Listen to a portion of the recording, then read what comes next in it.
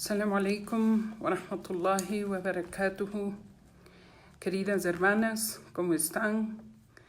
¿Qué tal les ha ido con sus prácticas de lo que, alhamdulillah, hemos aprendido en estos días con relación al hamd, alhamdulillah, rabbil alamin, con relación a bismillah, con relación a a'udhu billah?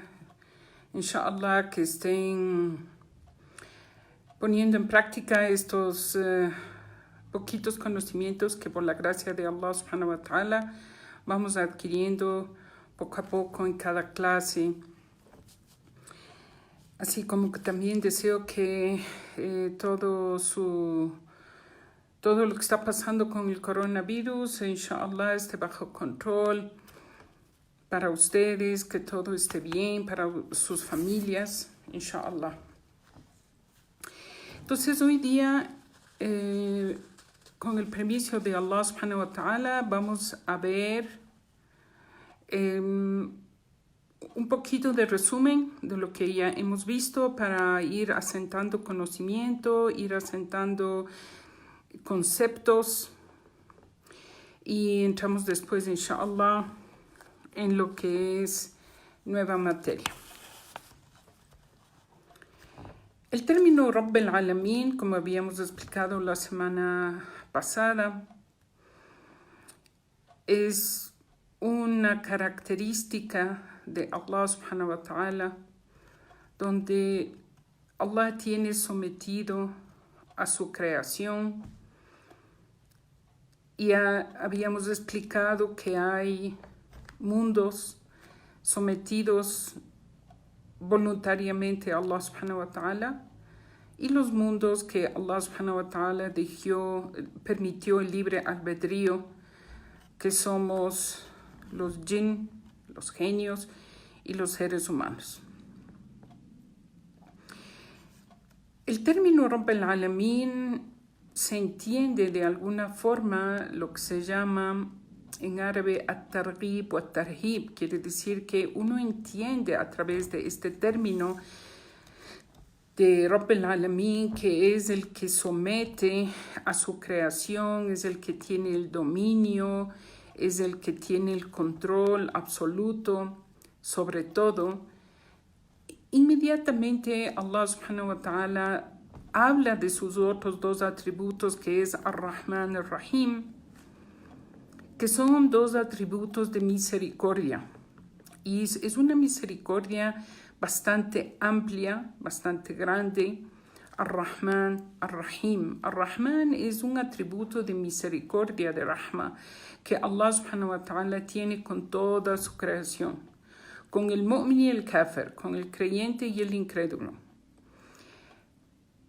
Pero el atributo de Ar-Rahim, que es otro atributo de misericordia también, aunque en español está traducido como el clemente, el misericordioso, que también viene a dar el mismo significado hasta en español. La diferencia es que Ar-Rahman es un atributo para toda su creación y Ar-Rahim es un atributo de misericordia de Allah subhanahu wa ta'ala únicamente para los creyentes en el día del juicio final. No es en este mundo, sino es en el juicio final. ¿Ya? También Allah habla de su rahma y su misericordia en otra aya que está en la sura del Hijr 49 y 50. El Hijr es la sura 15 y está en las ayat 49 y 50. Dice Allah subhanahu wa ta'ala: Nabbi ibadi anni ana al-ghafur rahim wa anna adhabi huwa al-adhab al-alim. Allah dice: notifica a mis siervos que yo soy el indulgente, el misericordioso, y que a mí, hasta ahí. Y luego en la siguiente aya dice: y que mi castigo es muy doloroso también. Entonces Allah subhanahu wa ta'ala enseña a su creación, enseña a sus siervos de que debemos vivir como un ave que vuela, y para mantenerse volando en el aire, en los cielos, tiene que haber un equilibrio entre las dos alas que él tiene para volar. Si una de esas alas se contrae o no está funcionando, el ave se cae, ¿ya? Entonces, ¿cuáles son esas dos alas que debemos mantener siempre en cuenta? La una es que tiene que vivir con el anhelo de la misericordia de Allah subhanahu wa ta'ala y su perdón. Y la otra, con el temor a su castigo, que es, como Allah subhanahu wa ta'ala mismo dice, al-adab al-alim, el dolor, el castigo doloroso, ¿ya? Entonces, cuando el mu'min mantiene un equilibrio entre estos dos sentimientos de temor a Allah subhanahu wa ta'ala por un lado y por otro lado el anhelo a su misericordia, puede llevar las cosas a un buen final, puede llevar su vida de una manera equilibrada y correcta. ¿Cómo? Quiere decir que el mu'min, por temor a Allah, no hace pecados, no cae en faltas. Trata al menos de no caer en las faltas graves. Pero como somos bashar, como somos hijos de Adán, cometemos errores, porque solo Allah es el perfecto, solo Allah subhanahu wa ta'ala es el kamil. A él le pertenecen los atributos de perfección. El resto de la creación tenemos muchos errores. Entonces cometemos nuestra falta y debemos tener la esperanza de que Allah subhanahu wa ta'ala va, si nosotros nos arrepentimos, como vivimos, damos un vuelco a nuestra vida, reconocemos la falta, pedimos a Allah subhanahu wa ta'ala que nos perdone. Inshallah, Allah subhanahu wa ta'ala acepta el arrepentimiento de su siervo y le perdona. Entonces esta actitud le permite al ser humano vivir con esperanza en el perdón de Allah subhanahu wa ta'ala y con el temor de no caer en los muharramat, en los pecados que Allah ha hecho prohibido. Aquí también un paréntesis para los seres humanos, para los muslimín en especial, que el muslim o el ser humano no debe caer en la desesperanza de que no va a alcanzar nunca jamás el perdón de Allah, ni tampoco debe caer en la confianza de que, bueno, no importa todo lo que yo haga, Allah subhanahu wa ta'ala me va a perdonar y como Él es Ghafur Rahim, entonces sigo cometiendo mis faltas y sigo llevando una vida torcida y no hago absolutamente ninguna intención de cambio, no hago ninguna intención de mejora, esperando de que Allah es Ghafur Rahim y Allah Ma'alesh me va a perdonar y va a pasar, estas son faltitas chiquitas y lo importante es que yo soy muslim, etcétera, etcétera, etcétera. Entonces, estas dos últimas actitudes del hijo de Adán es lo que en cambio le lleva a otro pecado, que es el aman min makrillah. Quiere decir que la persona está tan segura de que Allah subhanahu wa ta'ala no le va a hacer caer, o sea, no le va a castigar.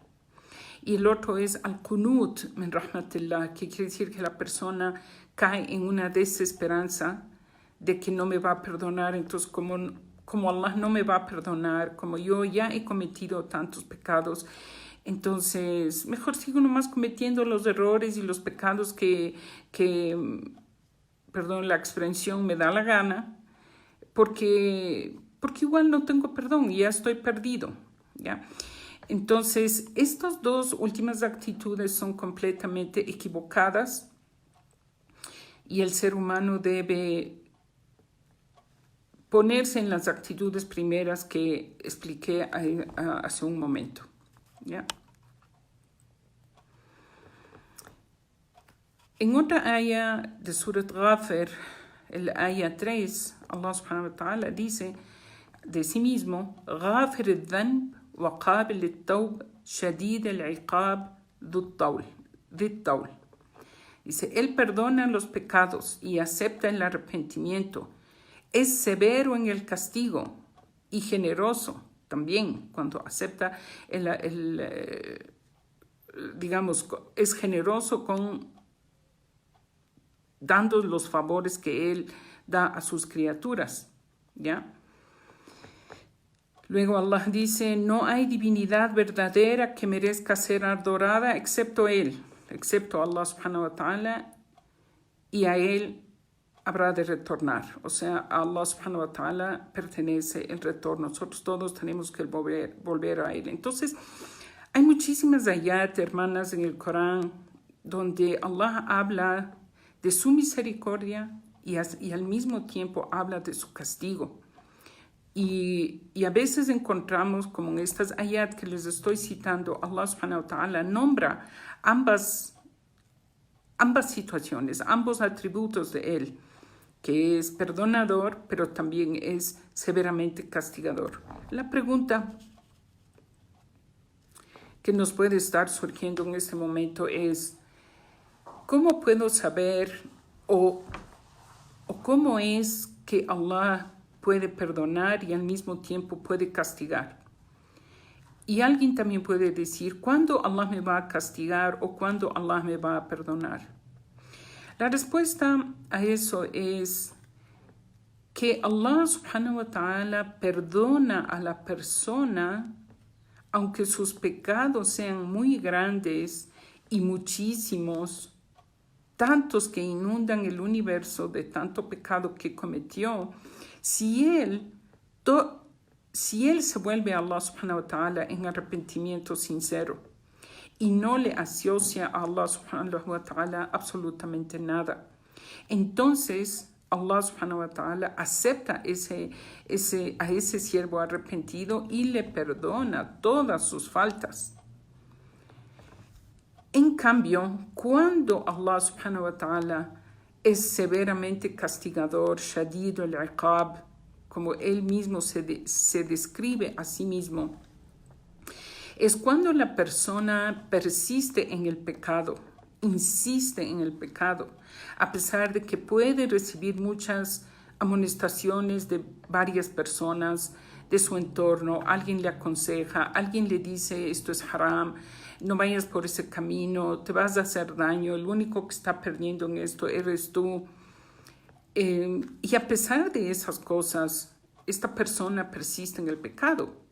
O por ejemplo, si es que Allah subhanahu wa ta'ala manda cierto tipo de calamidades, como estas que estamos viviendo ahora del COVID-19, o antes de eso, por ejemplo, antes del COVID que estaba pasando en el mundo, hay una contracción de la economía mundial. Entonces, ¿qué es eso en términos islámicos? Que Allah subhanahu wa ta'ala está sosteniendo el rizq o está mermando un poco el sustento de la persona como individuo o como colectivo, como en este caso el mundo está viviendo una recesión económica, un problema económico grave que por ende trae después también problemas sociales. Pero, ¿qué son estas cosas? Ahora son enfermedades como el COVID, ¿no? O guerras. Las guerras también son maneras de llamado de atención de Allah subhanahu wa ta'ala para sus criaturas.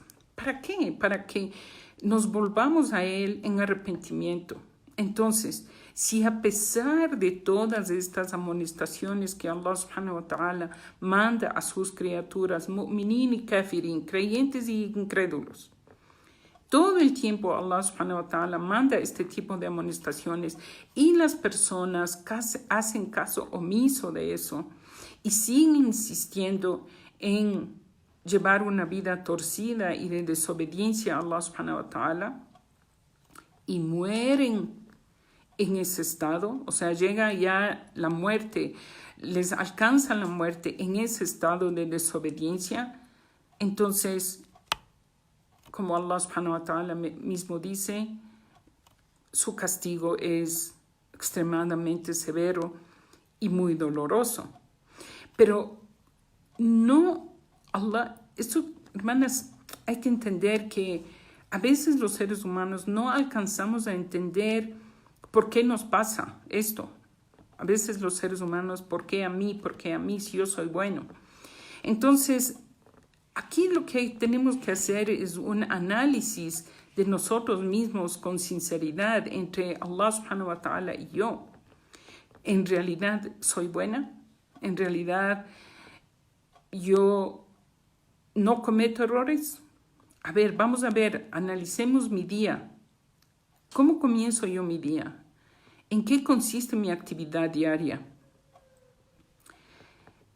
¿Cuál es mi relación con Allah subhanahu wa ta'ala primero? Cumplo mis oraciones, ayuno mis días obligatorios, estoy dando mi zakat si es que soy causante de zakat, ayudo a mis personas que me están pidiendo ayuda o no. ¿Cuáles son mis sentimientos que yo tengo adentro con relación al resto de gente? ¿Cómo es mi actitud con las personas? Con los débiles y con los fuertes. ¿Ya? Uno debe ser sincero en analizarse a sí mismo porque en un relato de Umar radiallahu anhu decía, o sea, uno debe, el kayes quiere decir la persona inteligente, se autocontabiliza antes de ser contabilizado por Allah subhanahu wa ta'ala. Entonces va analizándose a sí mismo y va reconociendo sus faltas, porque es importantísimo lo que ya hemos hablado muchísimas veces en las clases anteriores, que uno debe ser lo suficientemente humilde para reconocer las faltas y luego pedir perdón a Allah subhanahu wa ta'ala y luego corregir las faltas y tratar de hacer obras buenas para borrar esas otras equivocadas que tenemos.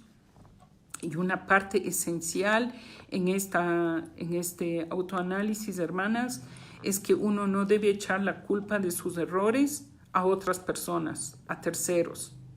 Es que yo reaccioné así porque esta persona me pinchó, porque esta persona me dijo esto, porque me provocó, entonces yo actué de esta manera. No, o sea, eso es una actitud equivocada, es la actitud de Shaitán, es la actitud de Shaitán cuando fue puesto a prueba. Él no reconoció su falta, él echó la culpa a Allah subhanahu wa ta'ala. Y por ende no tuvo la opción de reconocer su falta y pedir perdón, porque si no reconoce uno la falta y está echando la culpa a otros, muy difícil que esta persona enmiende, muy difícil que enderece su vida y tenga acceso a un final agradable y bajo la complacencia de Allah subhanahu wa ta'ala. Vamos a seguir con el siguiente, que es Maliki Yawmiddin. De esto ya hablamos la semana pasada. Estamos haciendo solo un pequeño resumen antes de entrar en materia, ¿ya? Maliki Yawmiddin es un nombre, un atributo de Allah subhanahu wa ta'ala que no se puede nadie atribuirse a sí mismo. O sea, ningún ser humano va a decirse de sí mismo que él es Maliki Yawmiddin, que él es el soberano del día del juicio final, porque es un atributo solo de Allah subhanahu wa ta'ala. A él le pertenece el dominio, primero le pertenece el control de ese día y nadie más puede decir nada y nadie tiene el poder de dar de decir absolutamente nada en ese día, ni siquiera interceder, nada, excepto con el permiso de Allah subhanahu wa ta'ala. Entonces, Malik Yawmiddin es un nombre que solo pertenece a Allah subhanahu wa ta'ala. Allah subhanahu wa ta'ala en ese día dice en un hadith que Él tomará a los cielos y a la tierra en su mano derecha, en su diestra, y les doblará como el sijil. Sijil es como antes, hermanas, la gente doblaba así de esta forma, sijil, ¿no? No tenían antes los archivos que ahora tenemos, los archivadores con tanta facilidad, pero antes se doblaban así la información importante y se guardaba en lo que eran las bibliotecas antiguas. Entonces es lo que se llama sijil, ¿ya? Estos documentos. Entonces Allah subhanahu wa ta'ala habla del día del juicio final, que Él doblará los cielos y la tierra como un sijil y le pondrá en su diestra y va a decir: Ana el Malik, Aina muluk el ard. Yo soy el rey. ¿Dónde están los reyes de la tierra? ¿Ya? En otra aya, Allah subhanahu wa ta'ala, esto es una aya la que voy a citar ahorita, está en Surat Ghafir, la Sura 40, aya 16. Allah dice: Liman el mulku al-yawm, lillahi al-wahid al-qahhar. Él mismo pregunta y él mismo se autorresponde. Dice: ¿a quién pertenece hoy el reino? Y obviamente todo ha perecido, no hay nadie, no hay ángeles, no hay genios, no hay seres humanos, no hay universo, no hay nada para cuando esto Allah subhanahu wa ta'ala hace esta pregunta, y esto es antes del día de la resurrección. Y Allah subhanahu wa ta'ala se responde a sí mismo y dice: Lillahi al-wahid al-qahhar. Esto pertenece al único, o sea, al único Dios, Allah, al-Qahhar, el abayazador, el dominante, ¿ya? Entonces, el atributo de Allah es de que Él es soberano del día del juicio final y que todo le pertenece a Él y que nadie tiene en ese día la opción de decir nada sin su permiso en absoluto. Hablando del nombre de esto, dice en un hadith, Inna akhna isma inda Allah rajul tasamma malik al-amlak. La malik illa Allah azza wa jal. ¿Ya? Entonces dice, no va a haber una persona más humillada en el día del juicio final que aquella persona que se llamó a sí mismo Rey de Reyes.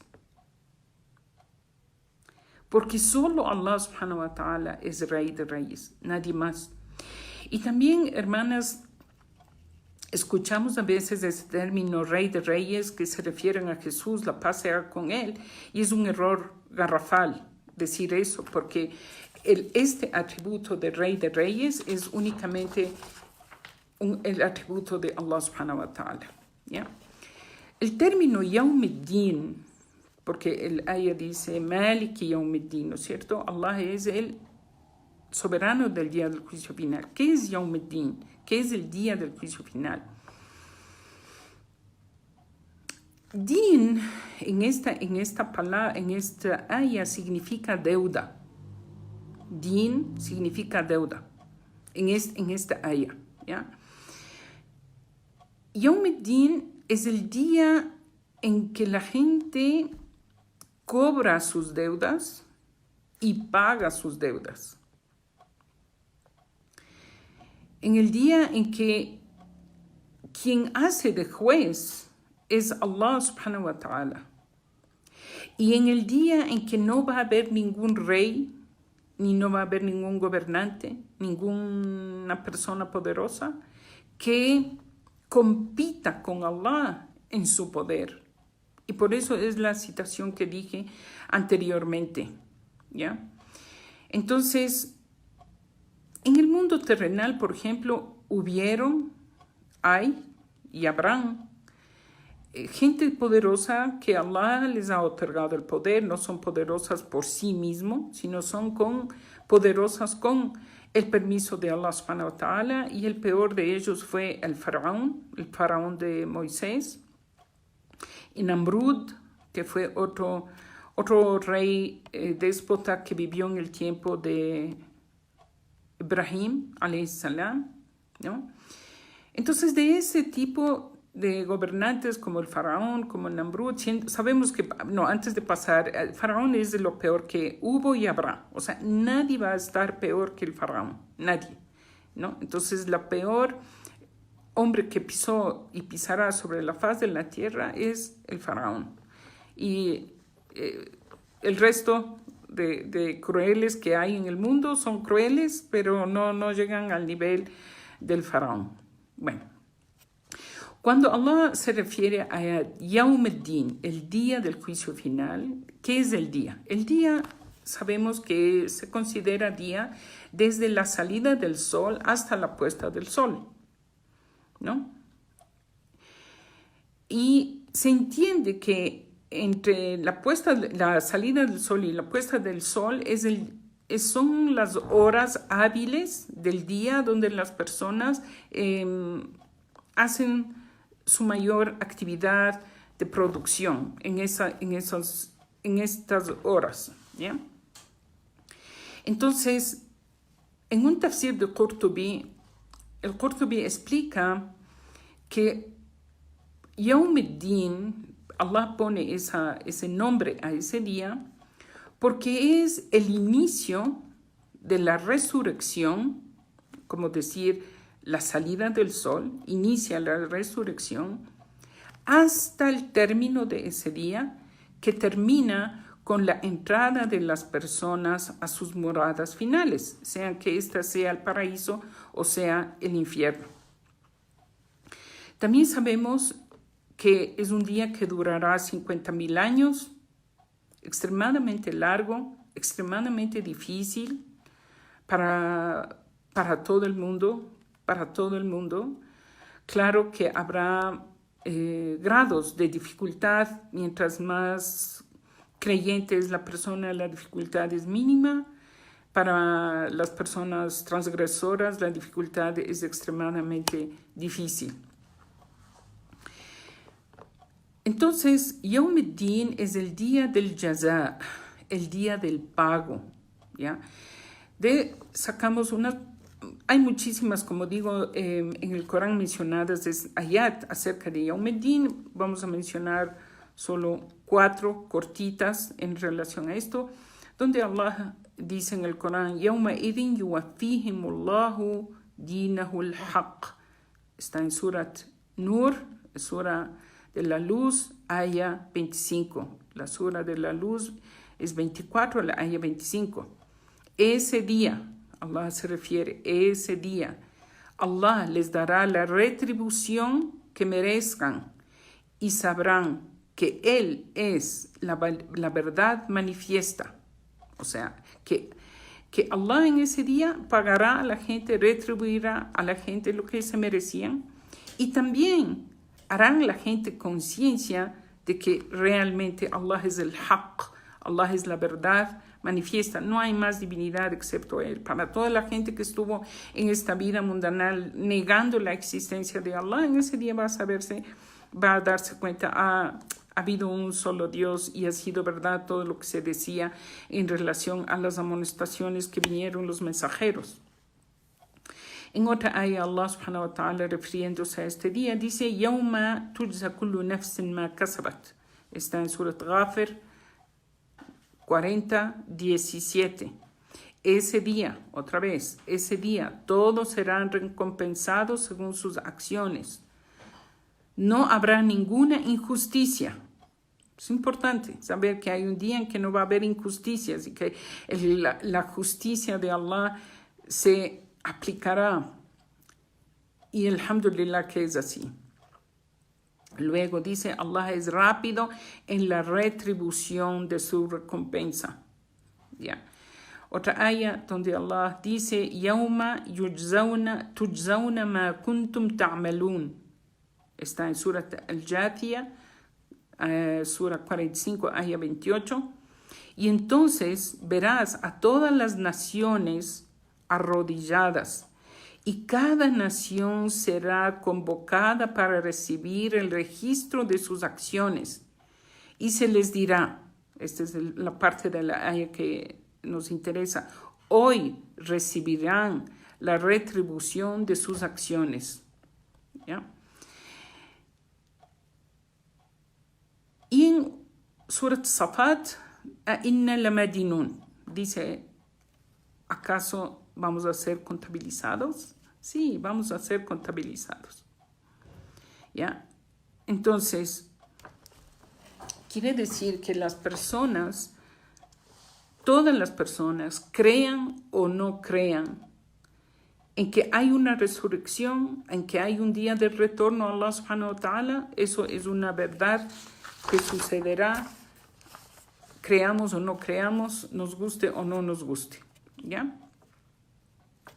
También hay que entender, hermanas, que no es lo mismo que la persona que dio rienda suelta en su vida a todos sus deseos y sus pasiones y fue cumpliendo todos sus deseos y haciendo realidad todas sus pasiones, va a hacer lo mismo que aquella persona que vivió en esta vida limitándose y absteniéndose de los placeres por temor a Allah y por anhelo a alcanzar la misericordia de Allah subhanahu wa ta'ala. Entonces, no puede ser igual, jamás.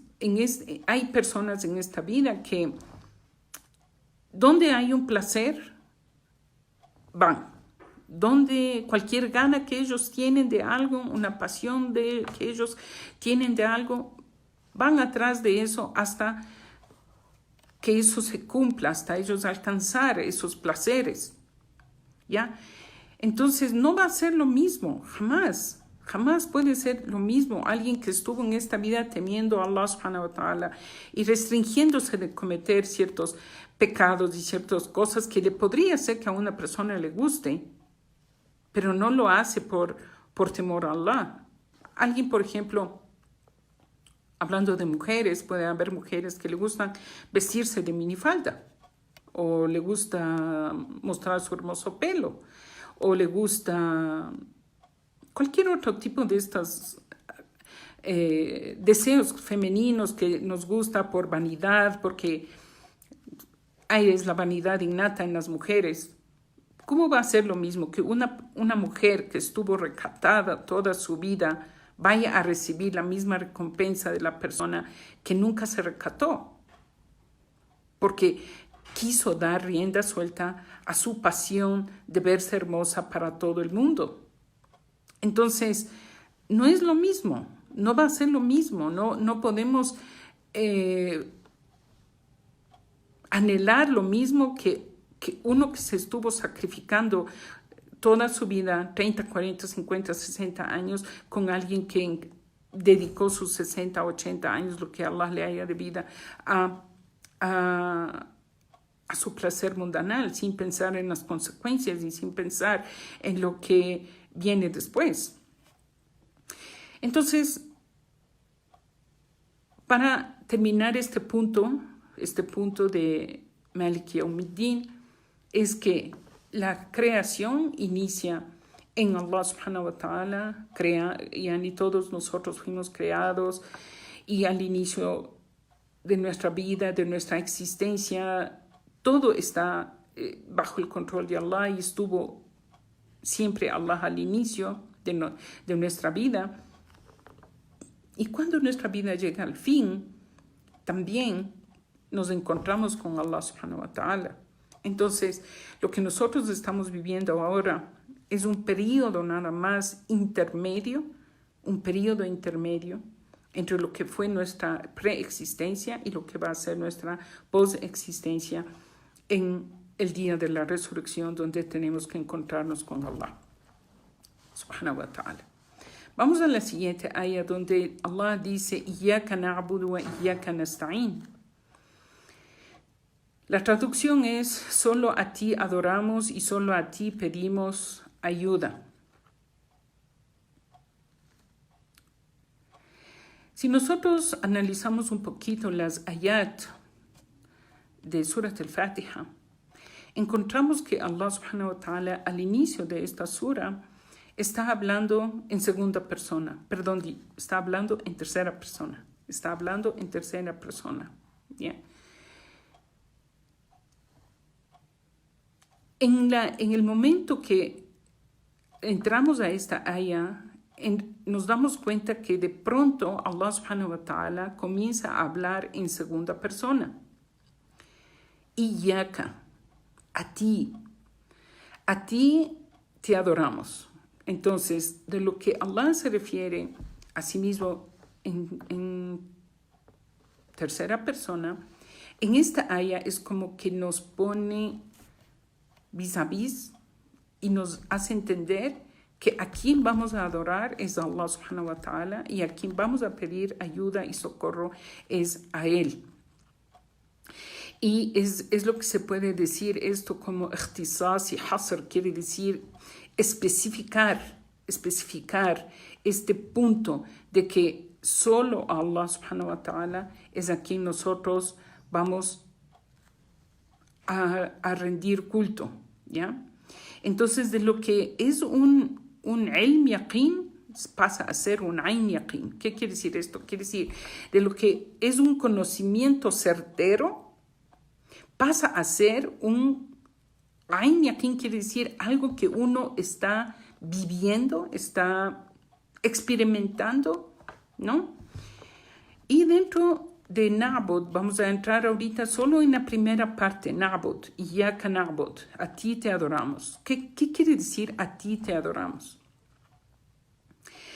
El ibada o la adoración es un sometimiento a Allah subhanahu wa ta'ala, un khudu' lillah, es un sometimiento a Allah subhanahu wa ta'ala.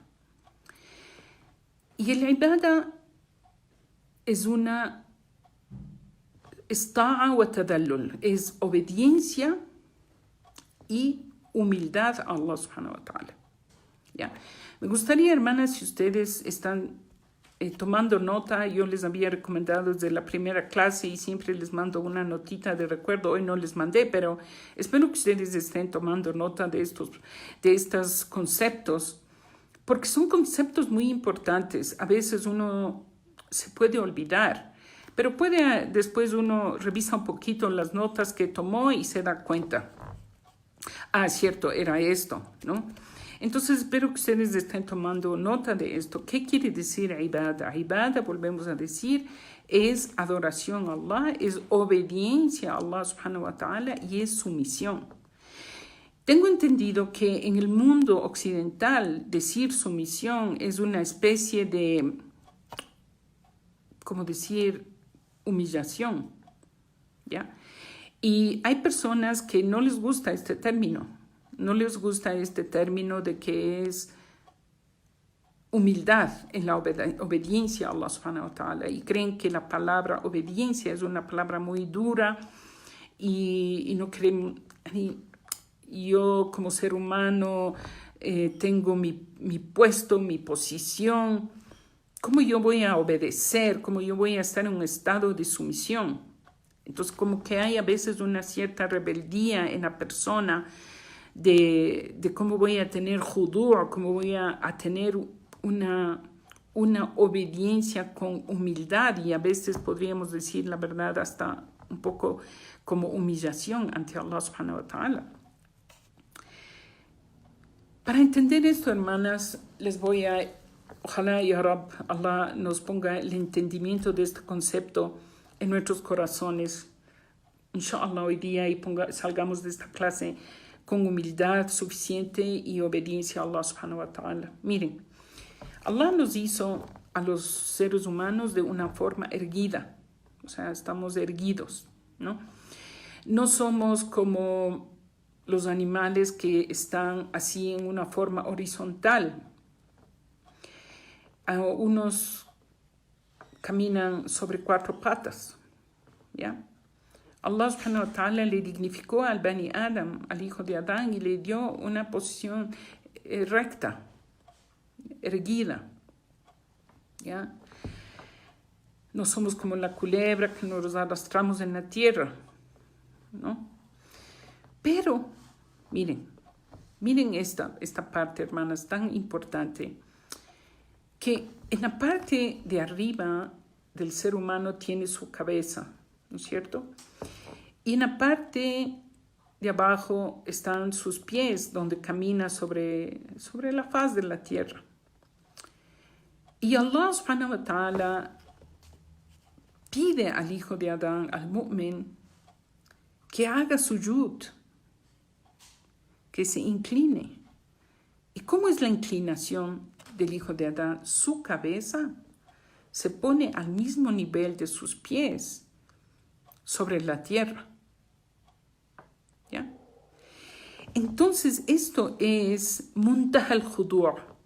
Quiere decir, esto es la máxima manera de sumisión a Allah subhanahu wa ta'ala. La parte erecta del Bani Adam, del hijo de Adán, su frente, se posterna en humildad a Allah subhanahu wa ta'ala. Alguien puede pensar, podemos adorar a Allah solamente de corazón. Hay mucha gente que piensa así.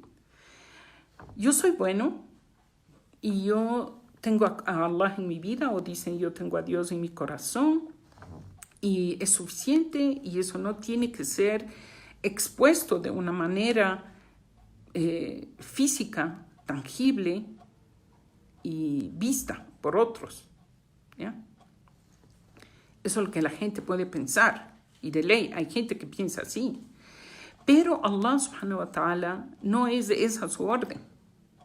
La orden de Allah subhanahu wa ta'ala es que el hijo de Adán adorará a Allah en su corazón, pero también su físico tiene que adorar a Allah. Entonces es lo que se dice en árabe qalb wa qalib, el corazón y su modo externo. Entonces, el hijo de Adán, el mu'min, en humildad, se posterna ante Allah, agacha su cabeza en sumisión a Allah subhanahu wa ta'ala. Y si por si acaso al hijo de Adán se le puede estar ocurriendo, no, eso es mucho. ¿Cómo yo me voy a posternar ante el Creador? ¿Cómo yo voy a poner mi frente en el suelo ante Allah? Sepamos, mis queridas hermanas, que si nosotros no nos posternamos en sumisión a Allah, wal'iyad billah, que Allah nos proteja, tendremos que agachar la cabeza ante nuestros semejantes, porque Allah nos pone a prueba. Entonces, si no agachamos nuestra cabeza ante Allah, Allah hará que agachemos la cabeza ante nuestros semejantes, frente a seres humanos como nosotros, que Allah les ha dado el poder. Entonces, ¿no es mejor adorar a un solo Dios y agachar la cabeza ante ese único Dios y ser lo suficiente humilde ante ese único Dios, en vez de tener que ser humillados, wal'iyad billah, que Allah nos proteja, ante gente que son iguales que nosotros?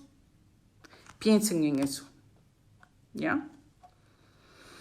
Entonces, Allah subhanahu wa ta'ala no nos ordena hacer ibadah, adorarle a Él de una forma secreta, sino que estableció salat al-jama'a, se estableció las oraciones en congregación, donde todo el mundo, hombres, esto es fard para los hombres, es obligación para los hombres, van a hacer sus oraciones comunitarias, todos en las mismas filas, el rico, el pobre, el poderoso, el débil, todos. Entonces, esto es lo que se llama sawa'iyat al-ibada, o sea, Allah puso esta ibada, esta forma de adorarle a todos por igual. No dijo solamente es para el débil que me debe adorar, así en sumisión, agachando la cabeza, sino para el rico también, para el poderoso también. Entonces, cuando el débil ve que el rico también se agacha y también se posterna ante Allah subhanahu wa ta'ala, siente igualdad, siente justicia. Entonces, para pasar de este punto, hermanas, cuando entendemos que el ibada a Allah subhanahu wa ta'ala es una liberación verdadera. Y de esto hay un famosísimo caso cuando los muslimín estaban en la época de la expansión del Islam, en el tiempo de Umar radiallahu anhu. Había en ese entonces dos imperios que estaban en el auge de su fuerza.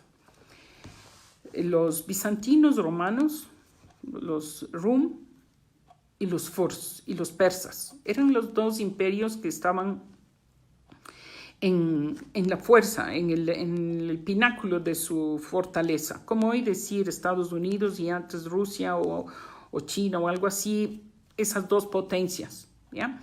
Y el Islam estaba recién comenzando su auge y su expansión. Entonces, en ese periodo estaban los ejércitos musulmanes llegando a Persia. Entonces, de entre los musulmanes, pidieron a uno de ellos, que se llamaba Rabi' bin Amir, como enviado a hablar con los persas, con el gobernante persa que estaba a cargo de las fuerzas persas que estaban amotinadas para defenderse.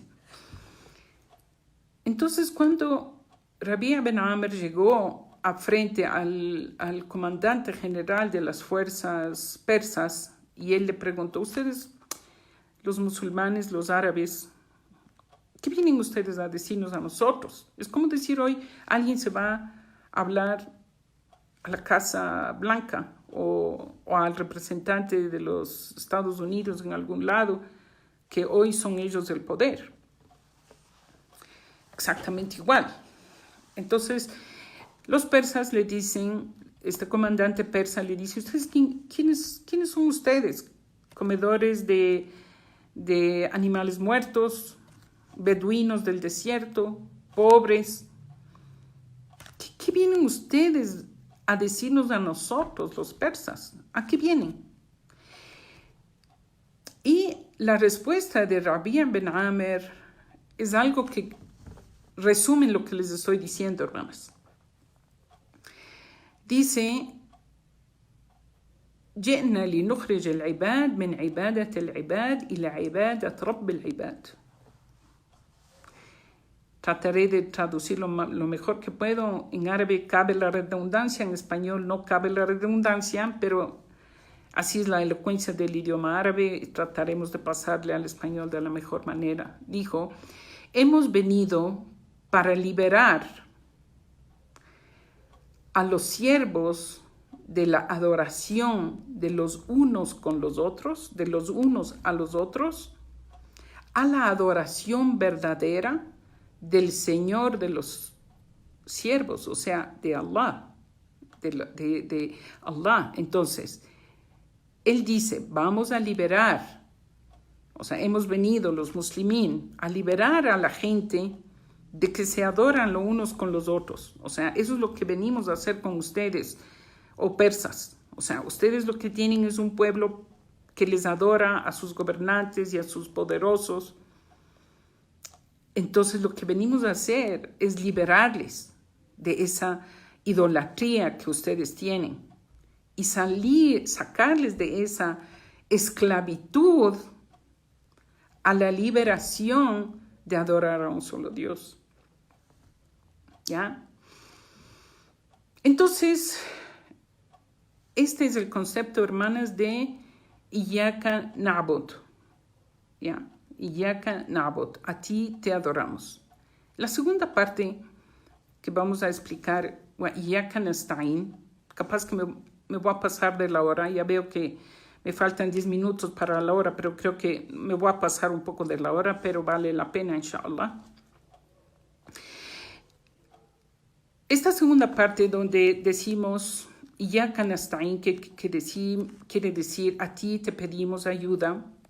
¿Qué tipo de ayuda? ¿Qué tipo de ayuda es la que nosotros estamos pidiendo a Allah subhanahu wa ta'ala? Es una ayuda de respaldo y de tawfiq. En español no encontré la traducción de tawfiq ni para el inglés ni para el español, pero más o menos significa triunfo. Pero, ¿qué tipo de triunfo? Dice, es cuando uno pide a Allah subhanahu wa ta'ala que le cierre todos los caminos del mal y abra los caminos del bien. ¿Ya? Eso quiere decir tawfiq. No hay la traducción exacta de tawfiq, no encontré, pero el concepto es lo que nos interesa más que en realidad de la palabra exacta en español.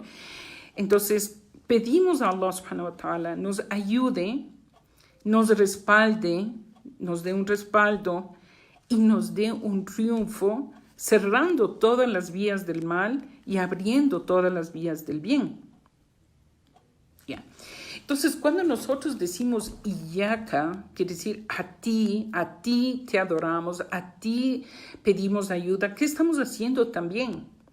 Estamos cerrando todas las puertas del shirk, cerrando todas las puertas de lo que es asociar a Allah subhanahu wa ta'ala otra divinidad.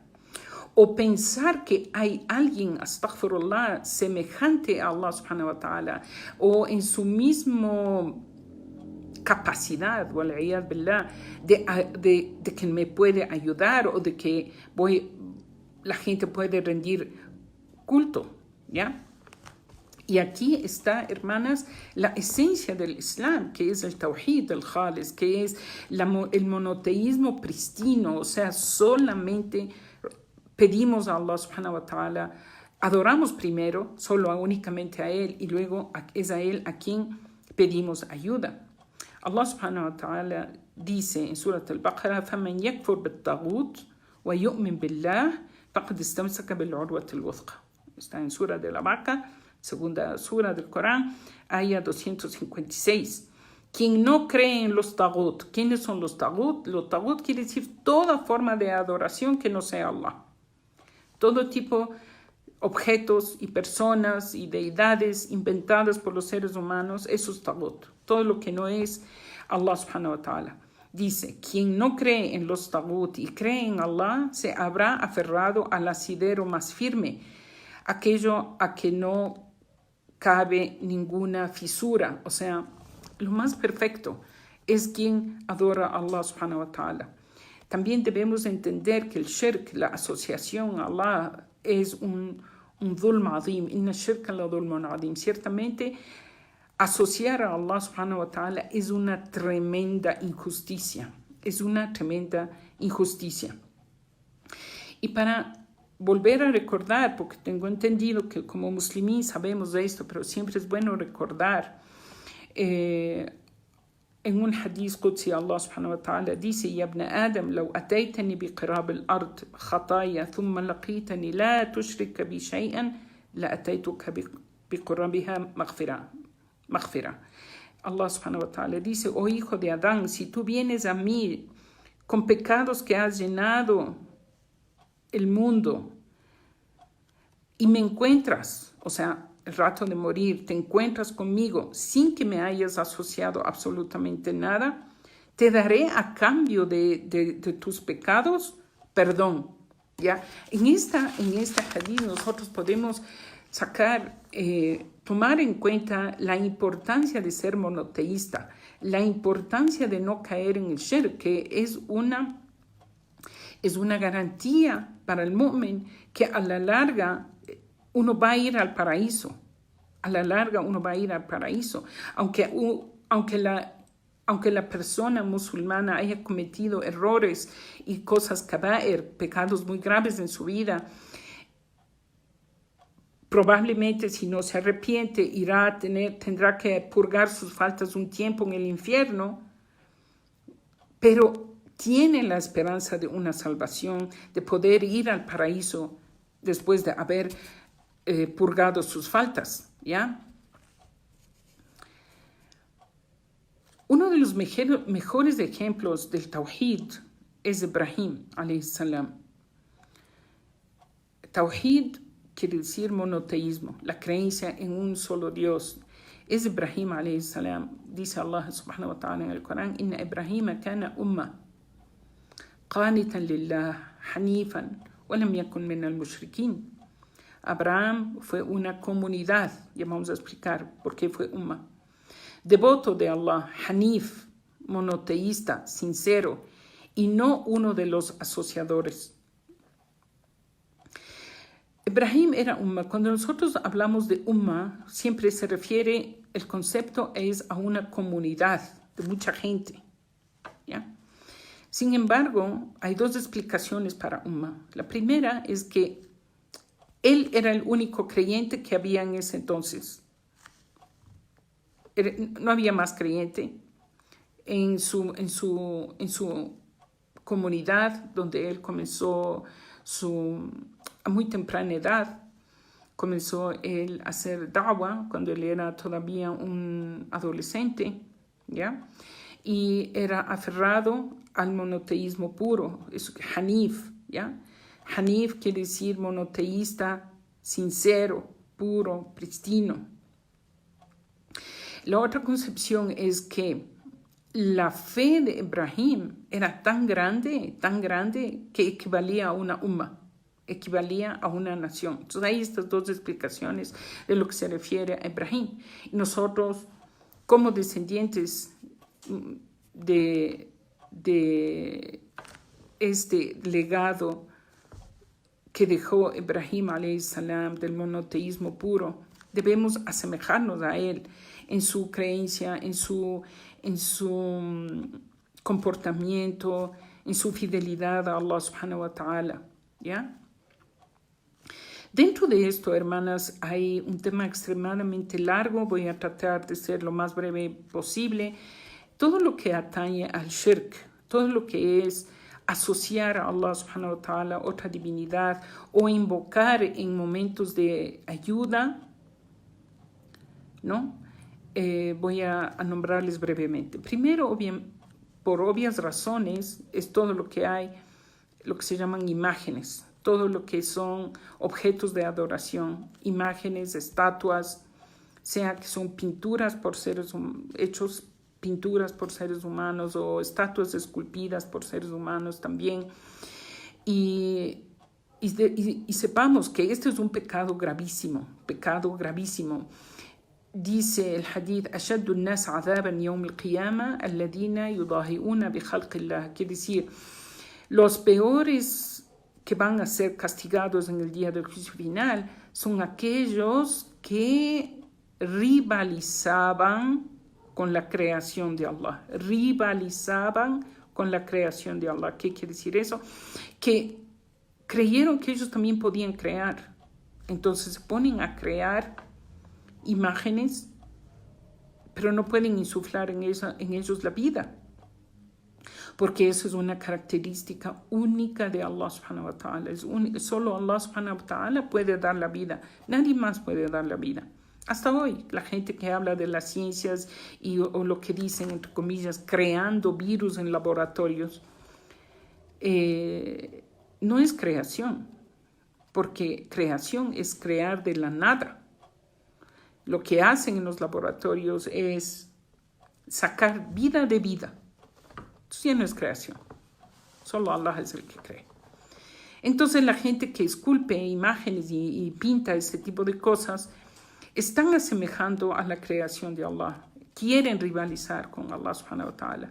Y encima más, o sea, como que si ya eso no fuese poco, dan ese tipo o facilitan esas imágenes, esas estatuas a la gente para que adoren a esos objetos creados del hijo de Adán.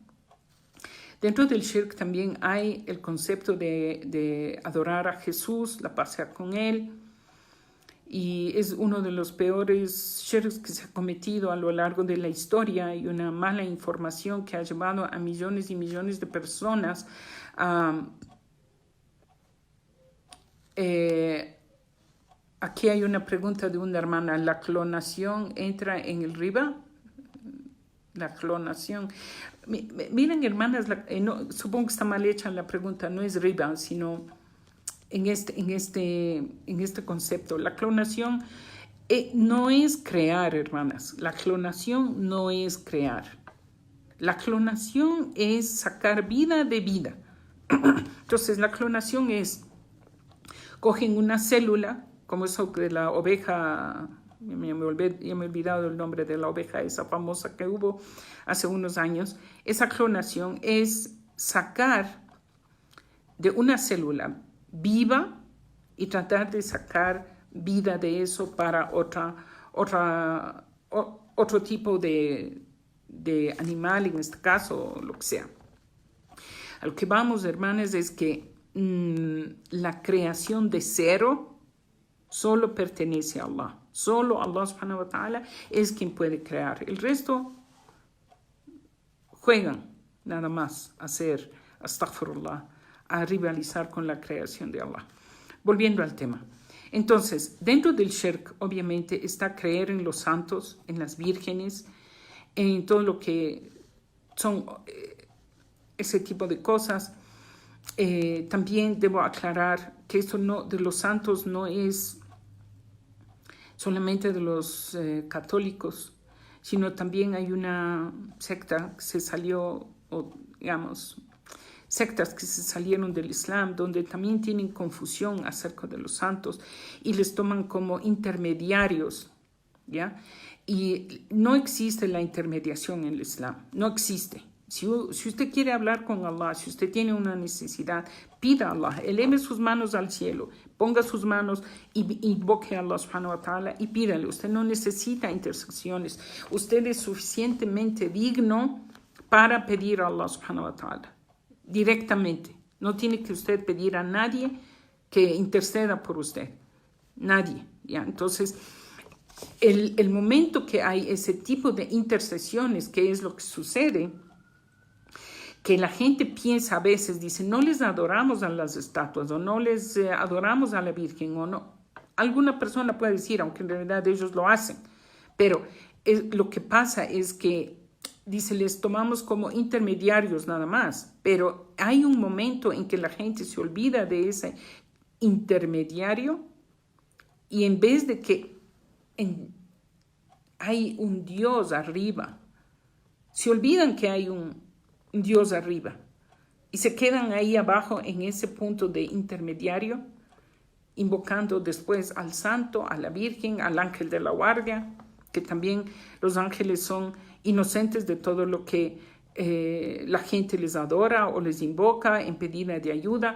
Obviamente dentro de esa característica está la gente que cree que cuando se muere un ser querido de la familia, este ser querido va a ir al cielo, entonces ya tiene alguien, astaghfirullah, junto a Dios, que puede hacerle favores. Entonces se muere la abuelita, se muere el abuelito, se muere la mamá o se muere el papá, comienzan a pedirle a sus abuelitos, a sus madres, a sus padres que intercedan por ellos, y en realidad no es intercesión, sino que les comienzan a pedir a ellos mismos que les hagan los favores. Entonces eso es caer en el shirk, y eso es un shirk grande, flagrante, no hay a dónde más.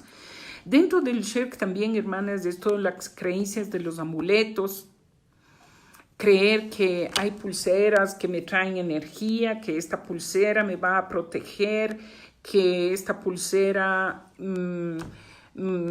genera energías. Están de moda desde hace muchísimos años aquí, y no solamente aquí, sino en realidad en muchos lugares alrededor del mundo.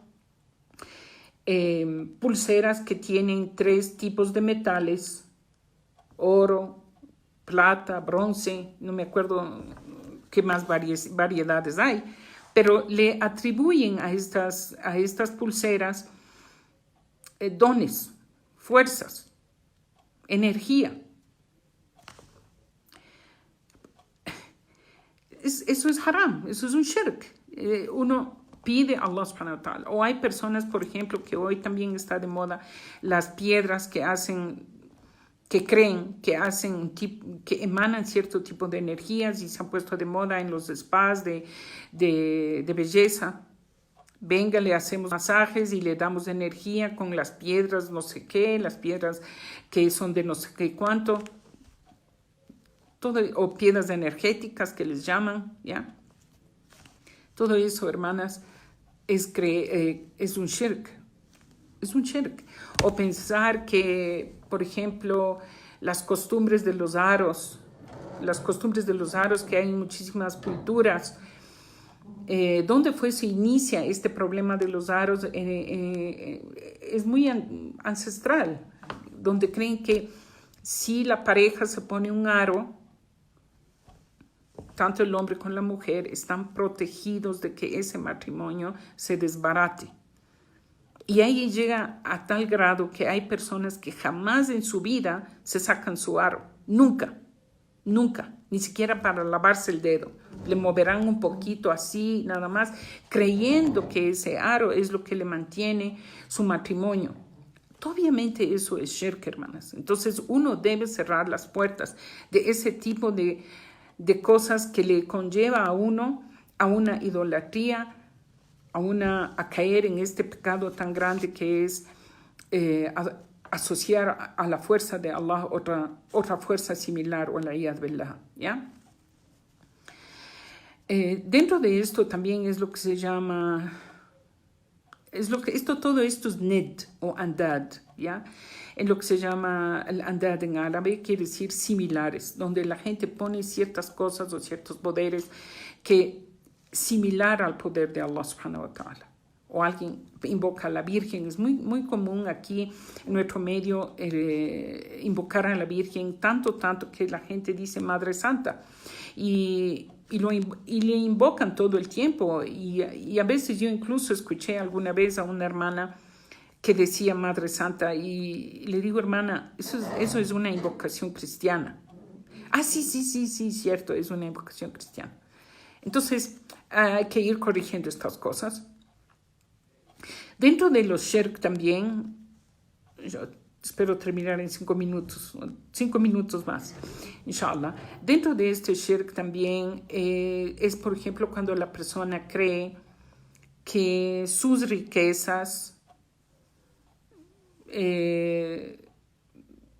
vienen por su fuerza, por su habilidad en el comercio, porque heredó ese dinero de alguien, de sus ancestros, ¿ya?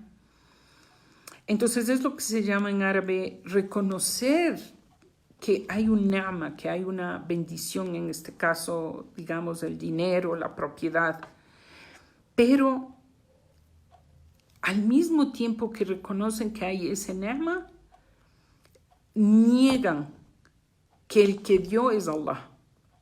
¿Ya?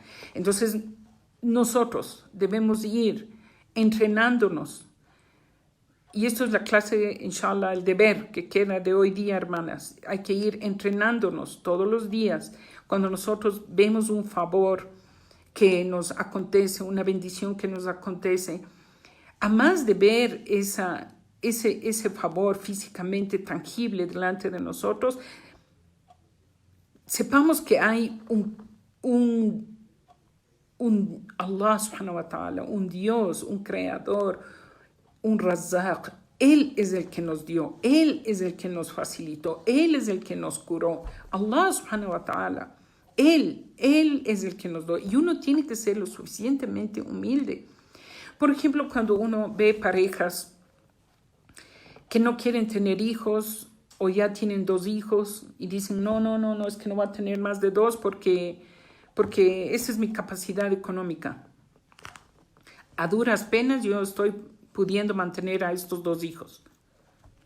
Mire, no, ¿y a usted quién le da el rizq? ¿Y a usted quién le da el sustento? Mi trabajo, mi fuerza, no. Y al que le dio, y a su trabajo, y al jefe suyo, ¿quién le dio? Entonces, aprendamos a reconocer que no es nuestra fuerza ni nuestra capacidad lo que alcanza, sino es Allah subhanahu wa ta'ala, el que da, el Razaq, Él es el que da, Él es el que es el sustentador de todo lo que hay, la inteligencia, la belleza, el poder, todo es con favor de Allah subhanahu wa ta'ala. Nosotros somos solo únicamente sus instrumentos. Eso somos. Si yo traigo un pan de comida a mi casa, no es que yo fui a trabajar y traje. No, soy el instrumento de Allah subhanahu wa ta'ala para traer el pan a mi casa. Entonces aprendamos a reconocer que hay un sustentador, hay un Dios, ¿ya? Y que todo proviene de Él. Y por último, hermanas, esta última parte de la clase, vamos a hablar un poquito de lo que es el shirk al-Khafi, que es el politeísmo oculto, el politeísmo shirk, politeísmo, asociación, ¿no? Oculto. ¿Qué quiere decir oculto? Que a veces no nos damos cuenta. Hay un hadith qudsi que dice: Ana aghna shuraka an shirk. Man amala amalan ashraka ma'i fihi ghairi taraktuhu wa shirka. Allah enaltecido sea dice: de entre todos los socios, yo soy quien no necesita asociación. Ya vamos a explicar. Así que quien quiera que realiza una obra en la que me asocia a otros a mí, le abandonaré a su acto de politeísmo. Hadith transmitido por Muslim. ¿Qué quiere decir esto? Quiere decir que si la persona, un clásico ejemplo, que ya estamos inshallah, por iniciar Ramadán. Estamos ya a mediados de Sha'ban, en un par de semanas, inshallah, ya estamos en Ramadán. Suponiendo que alguien dice: yo voy a ayunar para Allah y para mi salud. ¿Bien? Entonces eso es un shirk khafi, o sea, está asociando a Allah otra causa. O sea, yo voy a ayunar, o sea, yo voy a hacer un acto de obediencia a Allah subhanahu wa ta'ala, que es ayuno, pero también yo quiero bajar de peso, o eso me conviene para mi salud, etcétera, etcétera. O cualquier otro tipo de ejemplos que nosotros podemos poner. Yo voy a dar caridad a estas personas, pero también voy a sacar un beneficio de que van a decir: qué generosa es esta persona. ¿Ya? Entonces, esto quiere decir que dentro de la intención de la persona que está haciendo un acto de bien, no hay una sinceridad absoluta y única de hacer eso por Allah subhanahu wa ta'ala. Entonces, Allah dice, cuando hay esos casos, en este hadith que acabamos de leer, Allah dice simplemente: no acepta ese acto. Usted quiere hacer eso por salud, entonces hágalo por salud. Yo no necesito que usted, en su manera de adoración, me asocie a mí con su salud. Siga haciendo por salud, pero a mí, Yawm al-Qiyamah, no venga a pedir aquí ninguna recompensa por el ayuno que usted hizo. O si usted hizo un acto de caridad para que digan: fulanito es generoso, bueno, entonces usted, ya la gente en este mundo dijo, entonces en el más allá usted no venga a pedir aquí recompensa por lo que usted ha hecho. ¿Ya?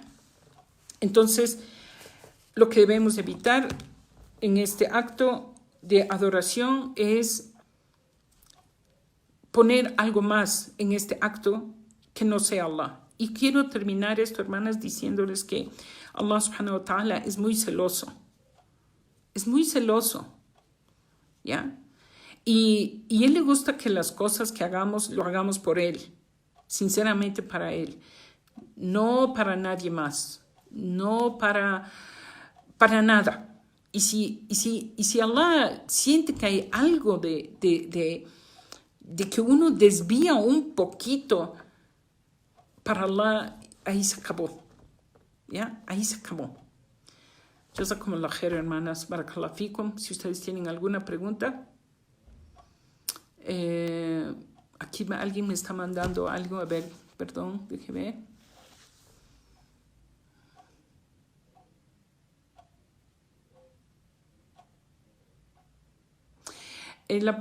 La hermana que pregunta, o mejor dicho, hace una aseveración, dice, hermana, no es justificar nuestros errores y pecados, pero esto suele suceder cuando pasamos mucho tiempo junto a católicos. Allah subhanahu wa ta'ala sabe que no lo hacemos de corazón, es tal vez por costumbre. Mire, hermana, sí es lo que yo decía hace un momento, A veces la gente, los muslimín, que están todo el tiempo con como usted dice, con católicos o tienen cierta costumbre, costumbres que se quedaron de su vida preislámica. Entonces lo que uno tiene que hacer es tauba, pedir perdón a Allah, hacer istighfar, pedir perdón a Allah subhanahu wa ta'ala que nos perdone nuestras fallas, sean estas fallas con intención o sin intención, y enmendar, corregir, coger el timón del carro, y si el carro se está yendo un poquito a la derecha, poner que vaya exactamente para adelante o viceversa. Siempre la puerta del perdón está abierta hasta que no salga el sol por el poniente y no llegue el alma acá, a la garganta. Malam yugargir. Es aceptado el arrepentimiento, hermanas. Barakallahu fikum, jazakumullah khair, hermanas lindas. Ruego a Allah subhanahu wa ta'ala que nos haga de los que escuchan la palabra, siguen lo mejor. Inshallah estaremos viéndonos el miércoles a la misma hora. Estoy tratando de dar 3 clases por semana, lunes, miércoles y jueves. Lunes, miércoles y viernes a las 3 de la tarde. Hasta que comience Ramadán. Inshallah, cuando comience Ramadán hemos de cambiar un poco el horario, viendo lo que sea más conveniente para todos, inshallah. Barakallahu fikum, jazakumullah khair, wassalamu alaikum wa rahmatullahi wa barakatuh. Salam.